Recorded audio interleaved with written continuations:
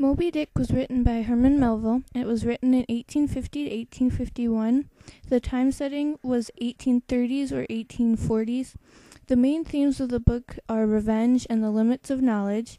The book is very detailed in all aspects of whaling, and there is a whole chapter on different species of whale. My recommendation: the plotline was good and very intricate, but it is so full with allegories, metaphors, symbols, and philosophical questions that it became slow and hard to read, but then it ends rather quickly. I only recommend it if you have the patience. Melville was born on August 19, 1819. He was one of 8 children and was the 3rd child. He grew up in New York, and he used many of his merchant and whaling experiences in his works. He was married and had children, but sadly all his sons died before he did. When he married, him and his wife settled down in Massachusetts and were neighbors to Nathaniel Hawthorne. Strangely enough, both men changed their last names. Melville added an E to the end of his name, and Hawthorne added a W to the middle of his name. When these changes happened, I do not know. Hawthorne inspired Melville to change his whaling documentary into a novel. Therefore, Moby Dick is dedicated to Hawthorne. Moby Dick was originally published in 3 different volumes in London, England. Simultaneously, it was published as 1 volume in New York entitled Moby Dick. Why did Melville do this? I couldn't find the answer. Moby Dick didn't get Melville the fame some of his other works did, but he continued to write anyways. He died on September 28, 1891, with a long life of 72 years. He died lonely and unhappy. His fame would come many years later. Ishmael is the narrator of Moby Dick. He's an average Joe kind of guy who had been on many merchant ship voyages, but now wants to experience what whaling is like. He starts Moby Dick with the famous line, "Call me Ishmael." Is Ishmael his real name? The world may never know. Queequeg is considered a cannibal or a savage. He is a prince from the island of Rokovoko of the South Seas. It's fictional place. He's stowed away on a ship, and he worships a small wooden idol called Yojo. He's a harpooner, and he always takes his harpoon with him everywhere. Ishmael even had to try and convince him not to sleep with it. Moby Dick, he's the great white whale known for destroying ships. Pequod. The Pequod's the main ship of the story. Captain Ahab is the main character. He's the captain of the Pequod.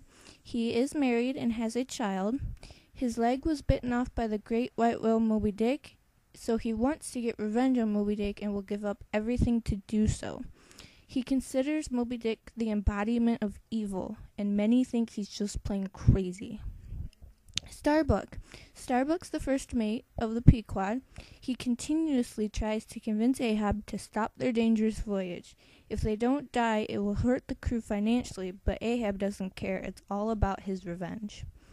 Even though they disagree, he pities Ahab, but Ahab cares for Starbuck and shows it by telling Starbuck to stay on the Pequod when they fight Moby Dick.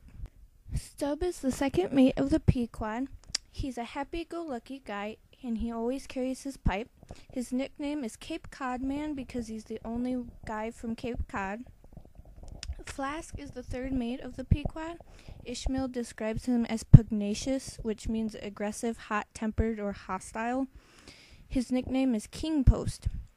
Tashtego is Stubb's harpooner and is also known as a cannibal. Dago is Flask's harpooner and is also known as a cannibal. Do not be alarmed if not all the characters show up in the plot overview story. The plot's line has been streamlined as much as I could, and I bet over 75% of the story is gone. This is not an all-inclusive plot overview. Here we have the town of New Bedford, Massachusetts. This town is where many sailors come to get a ferry ride to the island of Nantucket, the United States' largest whaling port. Ishmael is one of those sailors. By the time Ishmael made it to New Bedford, it was late and he had to stay in an inn. All the inns were full, but one innkeeper was willing to strike a deal. "But avast," said the innkeeper, "you don't mind sharing a bed with a harpooner, do ye?" "Well, I don't like to share a bed, but on a cold night like tonight I will, since all else is full," Ishmael replied. This harpooner was the cannibal Queequeg. They became friends and sailed in a ferry to Nantucket a day later. After securing their place as part of the crew, they boarded the Pequod and set off on Christmas Day. Days later, Ahab emerges from the cabin and announces the purpose of the voyage, to kill the famous white whale Moby Dick. Ahab nails a Spanish doubloon, an ounce of gold, to the mast. "Whoever of you raises me a white-headed whale shall have this ounce of gold, my boys," declared Ahab. Now the catching of Moby Dick is a contest. Many months later, Queequeg falls ill with a terrible fever. After weeks of lying in his hammock, he orders a coffin to be made by the ship's carpenter. Queequeg then remembers something he must do and decides it's not his time to die yet. He recovers and his coffin is shields up to become his new life raft. The Pequod travel around the Cape of Good Hope, through the Indian Ocean, past Japan, and towards the equator. Along the way they met many other ships and killed many whales. Sometime later they encounter the Rachel. "Have you seen the great white whale?" cried Ahab. "Yesterday," cried back a voice from the Rachel. "Have you seen a whaleboat adrift?" "Negative," cried Ahab. The Rachel asks for their help searching, but Ahab denies help in order to keep on Moby Dick's trail. Soon afterward, there she blows! Moby Dick is sighted. They lower the harpooner boats to attack. Moby Dick attacks Ahab's boat, snapping it in half. The chase is ended that day, but it will continue. The next day's lowering, Moby Dick once again attacks Ahab's boat, capsizing it. The next day, after lowering, Moby Dick capsizes one of the harpooning boats and rams the Pequod, sinking it. Ahab harpoons Moby Dick, but as Moby Dick takes off, the winch attached to the harpoon line breaks and knocks Ahab overboard. Ahab becomes entangled in the line and drowns. Ishmael, who was thrown far from his boat, watches the Pequod sink and finds Queequeg's coffin. He floats on it until the Rachel, who is still looking for their lost, picks him up. The end.